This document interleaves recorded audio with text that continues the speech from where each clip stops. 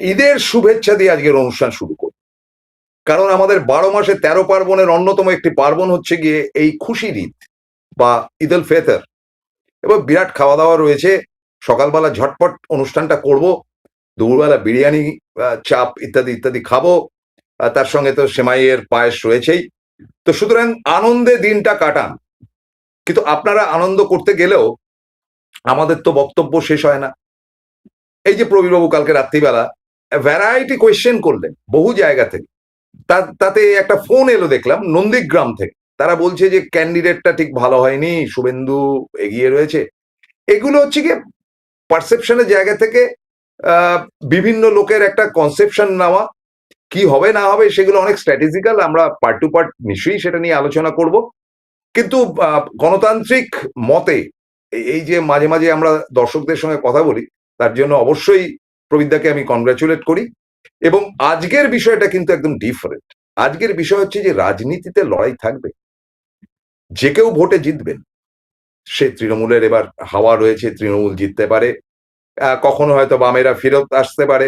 বামেরা এতদিন ক্ষমতায় ছিল, বিজেপিও আসতে পারে, অসুবিধা নেই। তাদের যদি ক্ষমতা থাকে বা তাদের যদি মনে হয় যে তাদের ওই তথাকথিত হিন্দি পার্টি বাদ দিয়ে একটা বাঙালিত্ব এসছে, তারাও লড়াই করতে পারবে। কিন্তু দিল্লি থেকে খবরদারি করবে আরএসএস আর তারা এখানে বসে রাজত্ব করবে, এই ব্যাপারটাতে গন্ডগোল রয়েছে। তাদের একটা বিজ্ঞাপন বেরিয়েছে বাজারে। বাজারে দেখা যাচ্ছে যে স্বামী স্ত্রীকে বলছেন যে অনেক তো হলো, আমরা বামকে দিয়েছি ভোট, প্রথমে বলেছে কংগ্রেসকে ভোট দিয়েছি, তাদেরকে দেখেছি। আমরা বামকে ভোট দিয়ে 34 বছর তাদের রাজ দেখেছি, তাদেরকে ভোট দিয়েছি। আমরা তৃণমূলকে 15 বছর রাজ করিয়েছি, তাদেরকে ভোট দেখিয়েছি। এই অবধি কিন্তু বিজ্ঞাপনটা ছিল। এবার বিজেপির পালা। হ্যাঁ হ্যাঁ হ্যাঁ হ্যাঁ হ্যাঁ, এরকম একটা ব্যাপার ছিল। তো ওই জায়গাটাতে নিখুঁতভাবে কেউ একটা কায়দা করে কেটেছেন, কেটে বলছেন যে আমরা কংগ্রেসকে দেখেছি, হ্যাঁ হ্যাঁ হ্যাঁ, আমরা বামেদের দেখেছি, হ্যাঁ হ্যাঁ হ্যাঁ, আমরা তৃণমূলকে দেখেছি, এবার বিজেপিকে দেখলে কেমন হয়। তো তার উত্তরে তার বউ বলছে আমরা মাংস খেয়েছি, আমরা সবজি খেয়েছি, আমরা ইলিশ মাছ খেয়েছি, তুমি কি এবার আমাদেরকে ফলিডল খেতে বলো? It's excellent. কে যে ছেড়েছে আমি জানি না। যাই হোক, ঈদের দিন ইলিশ মাছ না হোক, আমাদের তো একটু মাংসের দরকার। সো রাজনৈতিক জায়গাতে রাজনীতির নোংরামিটা ভীষণভাবে বাংলার রাজনীতিতে ঢুকে গেছে, এবং এটা বিজেপি আসার পর থেকেই হয়েছে।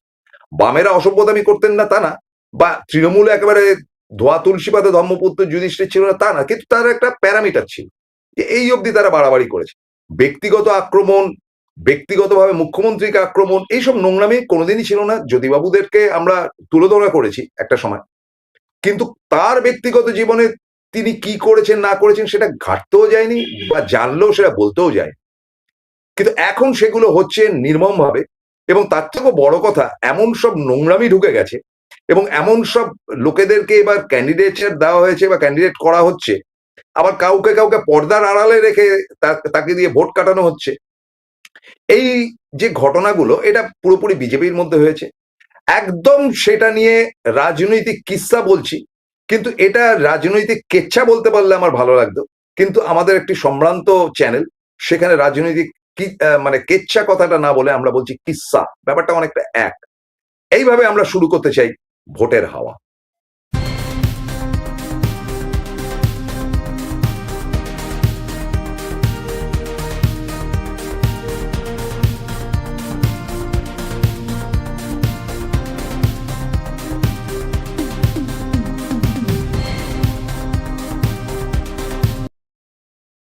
স্বাগতম, সুপ্রভাত, নমস্কার, আসসালামু আলাইকুম। এবং একই সাথে খুশির ঈদের হই হই করা আপনাদের শুভেচ্ছা বার্তা প্রত্যেককে পৌঁছে দিচ্ছে আমাদের প্রত্যেকের তরফ থেকে। হই হই করে কাটান সারাটা দিন, আমাদেরই তো ফুর্তি। চলে আসে আজকের বিষয়ে, রাজনৈতিক কিস্সা। দেখুন, আমরা চারজনকে বেছে নিয়েছি এখানে। চারজনের মধ্যে প্রথম জন হচ্ছে এই যে নির্ভয়া বা নির্যাতিতা আরজিকর কাণ্ডে যেই ডাক্তার ধর্ষিতা হলেন এবং তাকে খুন করা হলো, তার বাবা মার ছবিটা দেখছেন। তো এই নিয়ে প্রচুর আন্দোলন হলো। সে হচ্ছে গিয়ে আমাদের প্রথম চয়েস। আমাদের দ্বিতীয় চয়েস হচ্ছে গিয়ে অ্যাবসলিউটলি আমরা বলতে রাজি আছি, যার একটি পত্নী রয়েছে, বিবাহিত, সেই হিরণ চট্টোপাধ্যায় তার বউকে ডিভোর্স না দিয়ে, আপনারা দেখুন একদম আপনাদের স্ক্রিনের রাইট হ্যান্ড সাইডে অনিন্দিতা, তার অফিসিয়াল ওয়াইফ, তিনি থাকতে আরেকটি বিয়ে করে ফেললেন, তিনি কাশী বিশ্বনাথ না কোথায় গিয়ে, সেটা আবার প্রকাশও তিনি করলেন। স্পর্ধাটা হয় কি করে, আসছি তার ব্যাপারে। পার্ট 2। পার্ট 3, তিনি হচ্ছেন রেখা পাত্র। বিরাট পিঠে বানানো, মুখ তমুক করে আন্দোলন টান্দোলন করে একাকার করে হিঙ্গলগঞ্জে ক্যান্ডিডেট হয়েছেন, এর আগে বসিরহাটে ক্যান্ডিডেট হয়ে হেরেছেন, হিঙ্গলগঞ্জে ক্যান্ডিডেট হয়েছেন, এবং শোনা যাচ্ছে তার সঙ্গে নাকি তার পরিবারের বা পাড়া প্রতিবেশীর কোনো যোগাযোগ নেই, তার এখন প্রচুর পয়সা, তিনি সেখানে থাকেনই না। তাহলে পিঠে বানাতে গিয়ে পিঠে হয়েছে কিনা সে প্রশ্নটা রাখা যেতে পারে। এবং চতুর্থ চরিত্র হচ্ছে ভোট কাটুয়া রাজন্যা হালদার। এই ব্যাপারে কিন্তু আমরা অবশ্যই বলবো যে তিনি একটি নতুন দল করে ভোটে দাঁড়িয়েছেন ও সোনারপুরে দাঁড়িয়েছেন, এবং তার সঙ্গে আসানসোলও তিনি দাঁড়াবার চেষ্টা করছেন, এবং তিনি একটা নতুন দল, মানে আমার ইচ্ছা হলে একটা দল করে ফেললাম। এনার মতন নৌটঙ্গি আমি আর কাউকে দেখিনি। ইনি ভোট কাটুয়া। এই 4 জনের জায়গায় আজকের ভোটের কিস্সার প্রথম অংশটা হচ্ছে, আপনারা খুব ঠান্ডা মাথায় চিন্তা করে দেখুন, এই এনকে ডিজিটালে আমরা রাতের পর রাত, আমি প্রবীর দা এবং আরো কিছু ইউটিউবার, এবং অবশ্যই কুণাল ঘোষ, যাকে বলতেই হয়, কুণাল বাবু একা ফাইট করে গেছেন পলিটিক্যাল সেক্টর থেকে, যে যেটা হচ্ছে সেটা নাটক হচ্ছে, কোটি কোটি টাকা তোলা হচ্ছে, ডাক্তাররা আন্দোলন করছেন, ইত্যাদি ইত্যাদি। তো সেই জায়গা থেকে আমরা প্রতিবাদ করেছিলাম যে এটা বাড়াবাড়ি হচ্ছে, এটা আন্দোলনের নামে নির্যাতিতাকে বা নির্যাতিতার পাশে দাঁড়ানোর নামে এটা টাকা তোলা হচ্ছে, এবং তার বাবা মায়েদের ব্যাপারে আমরা কিন্তু এখনো পর্যন্ত একটি খারাপ কথা বলিনি, বরং সমবেদনা জানিয়ে বলেছি হতেই পারে বাবা মা। কিন্তু তারপরে গঙ্গা দিয়ে অনেক জল গড়িয়ে গেছে। আমি ব্যক্তিগতভাবে সেখানে বা আমার বিভিন্ন যে সাংবাদিক বন্ধুরা রয়েছে ওই অঞ্চলে, তাদের কাছে এমন কিছু খবর পেয়েছি যেটা আজকে আমি এক্সপোজ করব। আপনাদেরকে জানাই, এই যে দেবনাথ নাকি পরিবার, এরাই উস্কে ছিল আন্দোলনটার, মানে সিপিএম কে পথে নামিয়ে তারা আন্দোলন করেছে, এবং সিপিএম মকাটা নেওয়ার চেষ্টা করেছিল। রাতের পর রাত রাস্তাঘাট জ্যাম করে, অবরোধ করে, সেখানে পরপর বোধহয় ঈদ বা মহরম কিছু একটা উৎসব ছিল, সেটাকে বন্ধ করার চেষ্টা করে, দুর্গা পুজোতে প্যান্ডেলে প্যান্ডেলে গিয়ে হুজ্জুতি করে তারা এমন 12টা বাজিয়েছে। এমনকি সেবার যে দুর্গাপুজোর যে ইয়েটা হয়, মিছিলটা, মহামিছিল যেটা হয়, যে বিভিন্ন ঠাকুর দেবতা নিয়ে, যেটা বিভিন্ন প্রতিমা নিয়ে, যেটা মুখ্যমন্ত্রী তাদেরকে সম্বর্ধনা জানান, সেই সেই যে ডেলিগেটসরা যারা এসেছিল তাদের পর্যন্ত অনুষ্ঠান ভণ্ডুল করার চেষ্টা করেছিল সিপিএম, এবং এটার মধ্যে বারবার করে বিজেপি ভেড়ার চেষ্টা করলো, তাদেরকে ভিড়তে দেওয়া হয়নি। এবং শুভেন্দু অধিকারী কিন্তু একটা হুজ্জুতি করেছিলেন ঠিকই, ওই মহাকরণ অধিবেশন বা মহাকরণ অভিযান ইত্যাদি নাম দিয়ে, এবং বাবা মাকে প্রত্যেকটা জায়গায় দেখা গেছে, কিন্তু বাবা মার মুখটা স্লেক্ট করে দেওয়া হয়েছে, অর্থাৎ তাদের পরিষ্কার বোঝা যায়নি। কিন্তু আজকে দেখাতে ক্ষতি নেই। আমি নিজে ব্যক্তিগতভাবে দায়িত্ব নিয়ে এই বাড়ির সমস্ত খবরাখবর নিয়েছি, তারা যেখানে থাকেন সোদপুর অঞ্চল, ওই ওই ওই জায়গায়। তারা বলছেন যে এরা নাকি ওই কাপড় জামা সেলাইয়ের কাজকর্ম করেন, মেয়েকে ডাক্তার করেছেন, এবং এরা মানে একেবারেই অ্যান্টি তৃণমূল বা অ্যান্টি কংগ্রেসি, বরং এদেরকে বামপন্থী হিসেবে অনেকেই রেকগনাইজ করেছে যে বামপন্থী এরা। সে হতেই পারে, এটা এটা এটা নেসেসারি নাকি প্রত্যেকে তৃণমূল হতে হবে, ঠিক আছে, কিন্তু এরা পাড়া প্রতিবেশী কারুর সঙ্গে খুব একটা দরম মরম নেই, এবং তারা কিরকম জানি একটু আলাদা গোছের ব্যাপার, খুব রহস্যে ভরা। মাঝে মাঝে তাদের বাড়ির ভেতর থেকে তর্ক বিতর্ক আসতো মেয়ের সঙ্গে মা বাবার। এটা লোকাল লোকের বক্তব্য, সত্যি মিথ্যা যাচাই করিনি, তাও বলছি। এবং মেয়ে আরজি করে ডাক্তার হন, জুনিয়র ডাক্তার বলুন বা ঠিক আছে চাকরি করার কালীন, জানি না তিনি কত মায়না পেতেন কি বৃত্তান্ত, তো একটা গাড়ি বোধহয় তিনি কিনেছেন, সেই গাড়িতে যাতায়াত করতেন, এবং শুনেছি যতটুকু তিনি নাইট ডিউটি দিতে পছন্দ করতেন। নির্যাতিতা হতেই পারে, তিনি সমাজসেবিকা, তিনি ডাক্তার, তার চয়েসের উপর। তো তারপরে যে ঘটনাটা ঘটে, অর্থাৎ সঞ্জয় রায় মতফত খেয়ে, এই ঘটনা তো জানেন, তাকে রেপ করে, তাকে খুন করে, তারপরে থেকে তাণ্ডব শুরু হয়, এই করব ওই করব, হ্যানা করব ত্যানা করব। অথচ ওই নির্যাতিতার বাবা মাকে সামনে রেখে কিন্তু দাহ কাজ করা হয়, এবং তাদের ডিসেকশন করা হয় যে শরীরের মধ্যে কি হয়েছে না হয়েছে ইত্যাদি। তো এইগুলো করার অবধি কিন্তু তারা চুপ ছিলেন, কিন্তু যেই এটা হয়ে গেল কলকাতা পুলিশ কিন্তু দেনান্দে 24 ঘন্টার মধ্যে সঞ্জয় রায়কে অ্যারেস্ট করলো। তারপরে তারা হইচই করলো, আমাদের শিয়ালদা কোর্টে সেটা নিয়ে মানে সিবিআই কোর্টে নানান রকম লাফালাফি হলো, সিবিআই এলো, সিবিআই এসে সমস্ত ছানবিন করে আলটিমেটলি তারা জানালেন যে এটা আর কিছু না, সঞ্জয় রায় একাই ঘটনাটা করেছে। নিন্দনীয়, এটা হওয়া উচিত না, এটা সরকারি হাসপাতালে এটা হওয়া উচিত না। আমরা অবশ্যই প্রতিবাদ করেও বলবো। তার জন্য যিনি আরজি করের প্রধান ছিলেন তাকে বের করে দেওয়া হয়েছে, তার চাকরি গেছে, তার মানে জেল হাজত হয়েছে। যিনি পুলিশ ওসি ছিলেন ওই এলাকার, তাকে বদলি করা হয়েছে বা তার চাকরি আছে কিনা জানি না। যাই হোক, স্টেপ নিয়েছেন মমতা বন্দ্যোপাধ্যায় একের পর এক। ডাক্তাররা অবরোধ করে রেখে দিয়েছে, কোটি কোটি টাকা তুলেছে, সেই টাকাগুলো কোথায় কে জানে। এই যে সব ডাক্তার বাবুরা, আজকে তাদের মুখে ঘষা হলো। ঝামা ঘষা হলো এই কারণে যে এই নির্যাতিতার মা, এখনো পর্যন্ত নাম প্রকাশ না হলো, যে কোনো সময় হয়ে যেতে পারে, তিনি ভোটে দাঁড়াতে আগ্রহ প্রকাশ করেছেন এবং তাকে ভোটে দাঁড়াবার জন্য অনুরোধ করা হয়েছে, তিনি ভোটে দাঁড়াচ্ছেন। এই ঘটনার আগে, এই ঘটনার পরিপ্রেক্ষিতে মমতা বন্দ্যোপাধ্যায় তাদেরকে আর্থিক সাহায্য করতে চেয়েছিলেন, তারা রিফিউজ করেছেন। তার মানে তাদের একটা সোর্স অফ ইনকাম কোথা থেকে আছে, যে আসছে, সেই সোর্স অফ ইনকামটাকে আমরা খুঁজে বের করেও বার করতে পারিনি।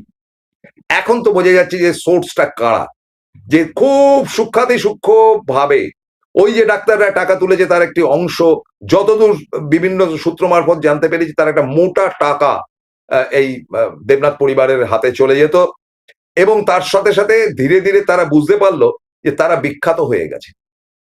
চিন্তা করুন, মেয়ের মৃত্যু ওই একটি দিনে একটু ফিচফিচ করে কেঁদেছিল আরজি করে, বাস, তারপরে থেকে তাদের আর সেরকম ধরনের অ্যাক্টিভিটিস দেখা যায়নি। তারপরে থেকে তারা বিভিন্ন মঞ্চে মঞ্চে গিয়ে, আপনারা বলুন তো, আমার আপনার বাড়ির কোনো মেয়ের উপরে ঘটনা ঘটলে আমরা প্রতিহিংসা পরায়ণ হতাম, আমরা হাউ হাউ করে কাঁদতাম, যতক্ষণ না শেষ হচ্ছে ততক্ষণ পর্যন্ত আমরা লড়ে যেতাম। কিন্তু এরা ব্যাপারটাকে এনক্যাশ করলো অন্যভাবে, তাতেই দিল মমতার বিরুদ্ধে। তাতে ফায়দা কি হলো? মমতা বন্দ্যোপাধ্যায় পোড় খাওয়া রাজনীতিবিদ ঠিক ট্যাকল করে নিয়ে বেরিয়ে চলে গেছে। আজকে বিজেপির প্রার্থী হতে চলেছেন ওই অঞ্চলে, ওই সোদপুর, ওই কি পানিহাটি অঞ্চলের এই নির্যাতিতার মা। কি উত্তর আছে? এবং তাদের তো মুখে একদম ঝামা ঘষে দিল সিপিএম এর। সিপিএম এবার ইস্যুটাই ছিল আরজি করে, এবং তারা এখন কিছু বলতে পারছে না। এবং তাদের ওখানে এই আন্দোলনের অন্যতম মুখ যে, সে সিপিএম এর সেখানে দাঁড়িয়েছে, এবং দাঁড়িয়ে সে বলছে যে হ্যাঁ তিনি আমাদের সমর্থন করুন বা না করুন বা আমার বিরুদ্ধে দাঁড়ান, আমরা তো আন্দোলনটা করেছি। কে করতে বলেছিল? করতে গিয়ে যদি এই অবস্থায় বিজেপি যদি এইভাবে খেলে দেয়, এখন এটা নিয়ে যদি এমন হয় যে তুমি কত দেবে মমতা ব্যানার্জি, আমি আপনার যে প্রাপ্তি সে 5 লাখ টাকা দিচ্ছি। আচ্ছা সিপিএম তুমি কত দেবে, ডাক্তারবাবুরা তাকে এসে 10 লাখ টাকা দিল। আচ্ছা আপনি কত দেবেন, আমি কোটির উপর খেলবো। এই যদি গল্প হয়ে থাকে, নাথিং টু সে, কারণ ইলেকশনের খরচা আছে, তাদের রায়ন সায়নের খরচা আছে, কেন আছে সেটা রেখাপাত্রর বেলায় গিয়ে বলবো। কিন্তু তারা ভোটে দাঁড়িয়ে গেলেন কোন লজ্জায়। তাহলে তারা ভোটে দাঁড়িয়ে গিয়ে প্রমাণ করলেন যে কলকাতা পুলিশের তদন্ত করা ওই সঞ্জয় রায় যে নৃশংস হত্যা এবং রেপ করেছে, সেটা মানে একেবারে পাক্কা, তারা মেনে নিচ্ছেন। তার কারণটা হচ্ছে সিবিআই। সিবিআই হচ্ছে কি সেন্ট্রাল গভর্নমেন্টের, এবং অনেকেই বলে অমিত শাহর তোতা পাখি। তো সেই সিবিআই তো বলেছে যে একমাত্র সঞ্জয় রায় হচ্ছে গিয়ে এই হত্যাকারী। তার মানে তারা মেনে নিচ্ছেন যে সিঙ্গেল হত্যাকারী, তার মানে তারা মেনে নিচ্ছেন যে কাণ্ডটি একজনের দ্বারা হয়েছে। তাহলে এতদিন নাটক করলেন কেন? এতগুলো সমস্যা তৈরি করলেন কেন পশ্চিমবঙ্গের উপর? কেন এত রেষারেষি তৈরি করলেন? আপনাদের লজ্জা উচিত। আপনার মেয়েকে শিখণ্ডি করে ভোটে দাঁড়িয়ে পাবলিক সিম্প্যাথি নিতে চাইছেন, এরকম নির্লজ্জতা দেখা যায়নি। অনেকে বলবেন যে হ্যাঁ কেন, ওই তো রুকবানু বা রিজওয়ানুর রহমানের ব্যাপার, সেটা তারা বিরোধিতার জায়গায় ছিল। মমতা বন্দ্যোপাধ্যায় আন্দোলনে নেমেছিলেন, দিনের পর দিন রিজওয়ানুর বাড়িতে গিয়ে তারা বসেছিলেন, এবং শেষ পর্যন্ত একটা সলিউশনে আসা গিয়েছিল, এবং সেই সলিউশনের পর রুকবানুকে ক্যান্ডিডেট করা হয়েছিল যে তুমি দাঁড়াও এবং এটার প্রতিবাদ হিসেবে দেখো। রুকবান তার জন্য কোনো রিমান্ড করেনি, বা মমতা বন্দ্যোপাধ্যায় মুখ্যমন্ত্রী হওয়ার পর তাদেরকে কোনো ফিনান্সিয়াল হেল্পও করেনি, বা তাদেরকে মাথার দিব্যিও দেয়নি।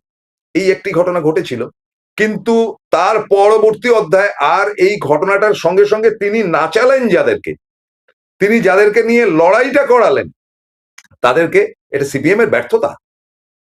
আমি যদি সিপিএম এর সমর্থক হতাম আমি বলতাম যে এটা আমাদের ব্যর্থতা, যে আমরা না বুঝে লাফালাফি করে একটা নাটকবাজি করেছি, সেটা ইচ্ছাকৃত হোক বা এই বাপ মায়ের অপদার্থ বাপ মায়ের মানে কাণ্ড কারখানাই হোক, এটা গ্রহণযোগ্য নয়।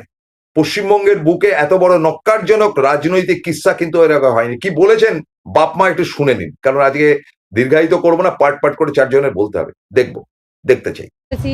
যে বিজেপির প্রার্থী হয়ে আমি দাঁড়াতে চাই।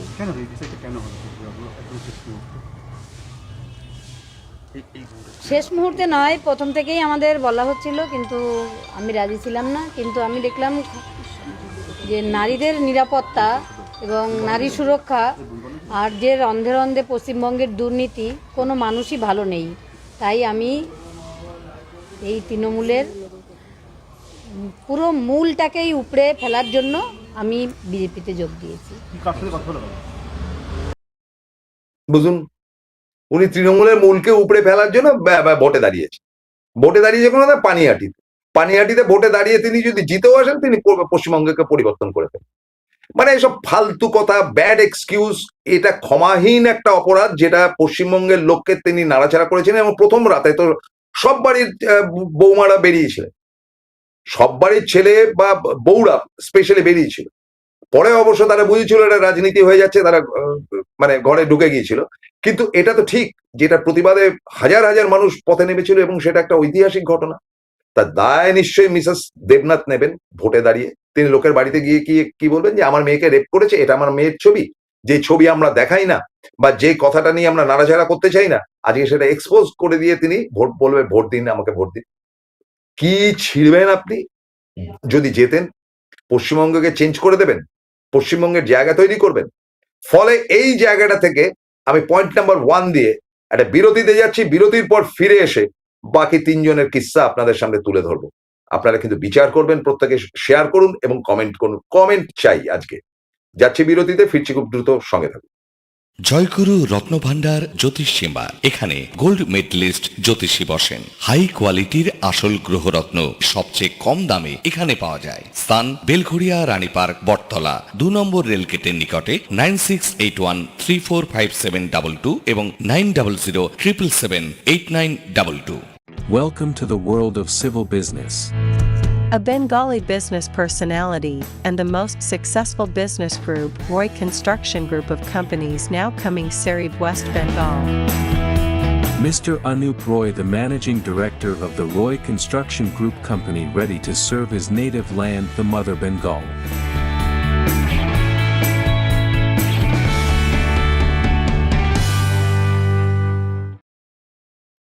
ফিরলাম বিরতির পর।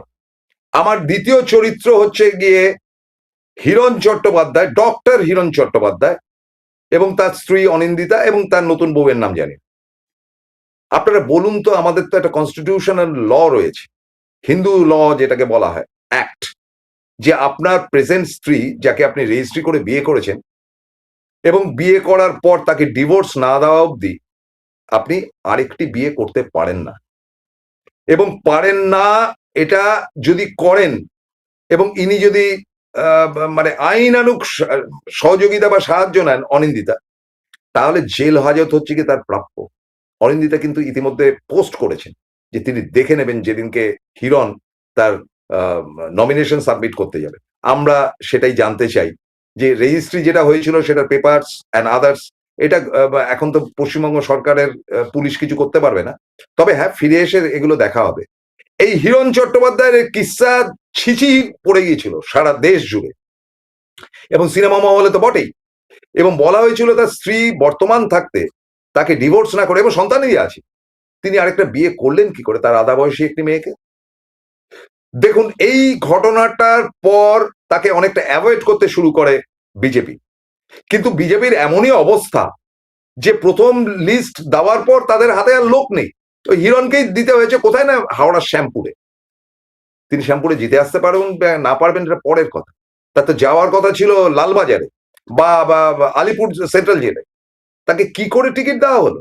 এই একেবারে এক্সট্রিম আপনাদের সামনে রাইট যিনি ছবিটা এনে অনিন্দিতা, অনিন্দিতা এরপরে মুখ খোলার পর হিরণ কি করবেন, এবং আমার কাছে যতদূর খবর আছে যে তৃণমূল তো অনিন্দিতাকে পথে নামাবে হিরণের বিরুদ্ধে প্রচার করার জন্য। সো এই মানে নির্লজ্জ একজন সেলিব্রিটি কাজটা করলেন কি করে? আপনাদেরকে উদাহরণ হিসেবে বলি যে এই রকম ধরনের ঘটনা কিন্তু তৃণমূলের কেউ করেনি। হ্যাঁ, বান্ধবী অনেকে রেখেছেন। পার্থ চট্টোপাধ্যায়ের কিস্সা আমরা শুনেছি, তাকে দল থেকে বের করে দেওয়া হয়েছে। পার্থ চ্যাটার্জি, যিনি আমাদের তথাকথিত শিক্ষামন্ত্রী এবং নাম্বার 2 ছিলেন, তাকে বের করে দেওয়া হয়েছে দল থেকে। তিনি এখন টিকিটও পাননি। দ্বিতীয় ব্যাপারটি হচ্ছে শোভন চট্টোপাধ্যায়, জল শোভন যার নাম, তিনি অত্যন্ত মমতা বন্দ্যোপাধ্যায়ের ঘনিষ্ঠ এবং তাকে কানন বলে তিনি ডাকেন, ভাইপোটা পর্যন্ত নিতে যান। তার স্ত্রীর সঙ্গে তার গন্ডগোল হয়েছে, ভেরি গুড, হতেই পারে। তিনি আলাদা থাকেন এবং তিনি যে মহিলার সঙ্গে থাকেন তাদের মধ্যে অনেকটা স্বামী স্ত্রীর মতন, কিন্তু তাকে বিয়ে করেননি। কিন্তু তাদের এমন সব বিদঘুটে অদ্ভুত ছবি ছক্কা ইত্যাদি বেরিয়েছে যেটা তৃণমূলের কাছে তো লজ্জার বটেই, এবং আমার পুরনো বন্ধু শোভনের ব্যাপারেও আমি নিজেও খুব লজ্জা পেয়েছি। ব্যাপারটা দেখুন, এবার কিন্তু শোভনের কনফার্ম ছিল টিকিট, শোভনের অফিসিয়াল স্ত্রী রত্নাকেই টিকিট দেওয়া হয়েছে, শোভনকে কিন্তু সারা পশ্চিমবঙ্গে একটি জায়গাতেও টিকিট দেয়নি। উদাহরণ তৈরি করেছেন অভিষেক। আমি যতদূর শুনেছি যে অভিষেকের একান্ত আপত্তিতে শোভন কিন্তু টিকিটটা পাননি। অন্তত এই কাজটা তো করেছে। কাঞ্চন মল্লিককে বাদ দেওয়া হয়েছে। আমরা দিনের পর দিন রাতের পর রাত কাঞ্চন মল্লিকের সমালোচনা করেছি। কাঞ্চন মল্লিক কিন্তু ডিভোর্স করেছে, দুটো ডিভোর্স করে 3 নম্বর বউকে নিয়ে, কিন্তু তাকে নিয়ে এত নগ্ন ছবি তিনি প্রকাশ করেছেন যে তিনি যদি উত্তরপাড়ার জন্য প্রচুর কাজও করতেন তাহলে অভিষেককে ঘাট ধরে বের করে দিত। স্রেফ একজন বিধায়ক বা একজন রাজনৈতিক নেতার স্বচ্ছতার দরকার। সবাই স্বচ্ছ এমন কথা বলছি না, কিন্তু স্বচ্ছতা দরকার, তার জন্য তাকে টিকিট দেওয়া হয়নি। এই উদাহরণ যখন রেখেছে তখন বিজেপি একেবারে দন্ত বিকশিত করে, অর্থাৎ বিজেপি অলিখিত বা লিখিত, সরি অলিখিত না, লিখিত, সে পুরনো রাজা রাজরাজদের আমলে যেমন একাধিক বউ থাকতো, যেটা এখন একেবারে হিন্দু অ্যাক্টে নিষিদ্ধ, সেটাকে শুদ্ধতা করে দিলেন। অর্থাৎ আবার ওই মানে ড্রাই ওয়াশ করে মেশিন থেকে বার করে তারা প্রমাণ করলেন যে তুমি একটা কেন একাধিক বিয়ে করো, সব অফিসিয়াল বিয়ে করো, তাতে কিচ্ছু যায় আসে না, তুমি আমার হয়ে ক্যান্ডিডেট দাঁড়াতে পারো। লজ্জা লজ্জা লজ্জা লজ্জা। আপনার কি বলেন? আমার এরপরে চরিত্র হচ্ছে রেখা পাত্র, গরিব ঘরের মেয়ে, সাধারণ কাজকর্ম করতেন, কি করতেন আমি জানি না। তো তিনি শেখ শাহজাহানের বিরুদ্ধে আন্দোলন করতে নেমেছেন এবং তাদের ওই সন্দেশখালিতে যে ঘটনাগুলো ঘটেছিল সেই ঘটনার বিরুদ্ধে তারা পথে নেমেছে, এবং এই আন্দোলন সেই আন্দোলন কিন্তু কোনোটাই প্রমাণ করা যায়নি শেষ পর্যন্ত। যে কথাগুলো বলা হতো যে শাহজাহান নাকি তার পার্টি অফিসে সব মেয়েদেরকে ডেকে পিঠে বানাতে দিতেন। পিঠে বানানো তো ঘটনা না, ঘটনা হচ্ছে তাকে ভোগ করতেন, এই তো গল্প, যেটা ক্লিয়ারলি বলতে আমি পছন্দ করি, ঠোঁটকাটা লোক বলে। তার সেই রেখাপাত্র ভোটে দাঁড়ালেন।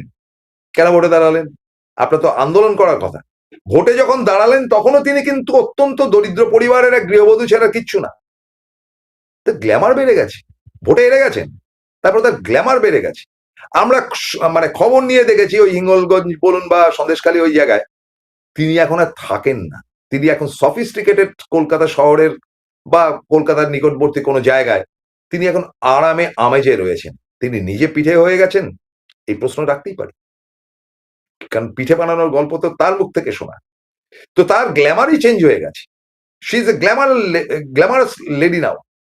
তো এই তো অবস্থা একটা রাজনৈতিক দলে, যে পিঠে বানানো নিয়ে আন্দোলন করে তার আজকে কোটি টাকা হয়ে গেছে, সে তার পরিবার বা প্রতিবেশীর লোকেরা তার হদিশও রাখে না। এবার তিনি গিয়ে আবার ভোট চাইবেন তার নিজের এলাকা, হিঙ্গলগঞ্জ তার নিজের এলাকা কিনে জানি না, মুসলিম অধ্যুষিত জায়গা, এমনিও জিততে পারবে না।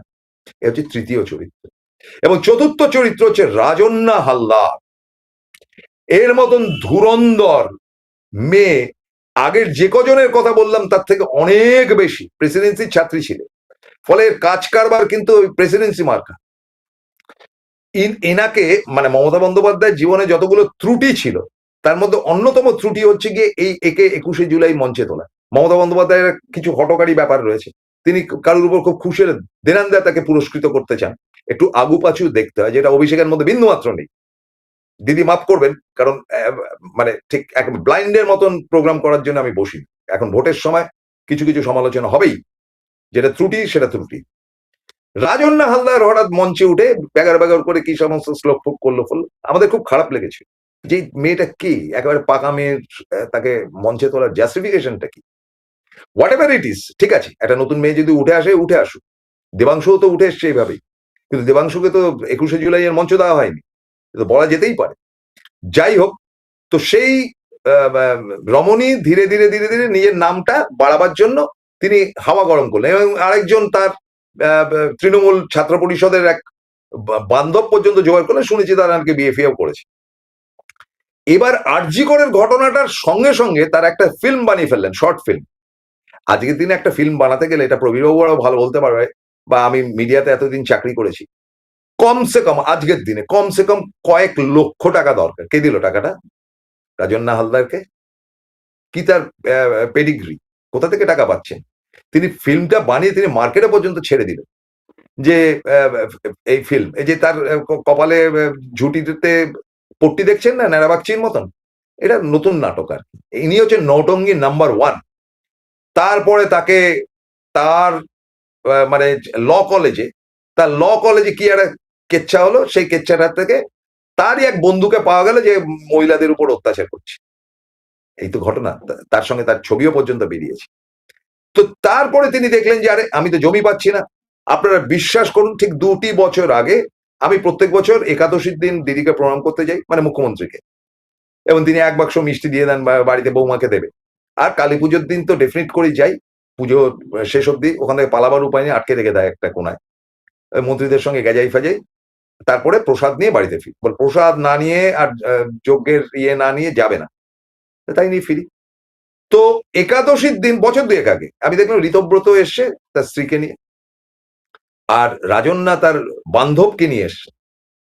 তা দিদি বলে একবার তাকালেন, তার আগে তো এইসব কীর্তিকলাপ করেছে আর কি। দিদি শুধু তাকালেন, করলি না না প্রণাম করতে হবে না বলে আমাকে বললেন যে প্রসূন তুমি এখন যেও না, পরে কথা হবে।